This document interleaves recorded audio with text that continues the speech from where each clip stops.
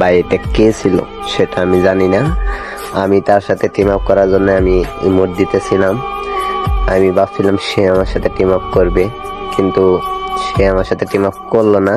সে movement দেখে আমাকে মারার চেষ্টা করতেছে। যাই হোক, প্রথম রাউন্ড সে একটা হেডশট মারছিল।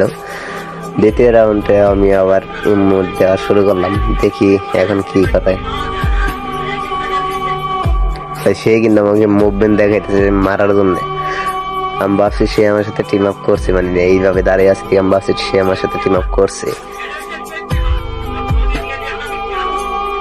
দেখেন সে আমার সাথে কেমন করে। বাইরে ভাই আবারও মেরে দিল। ভাই সে টিম আপ করলো না তাহলে। যাই হোক, এখন দেখি আমরা একটা রাউন্ড নিতে পারি কিনা।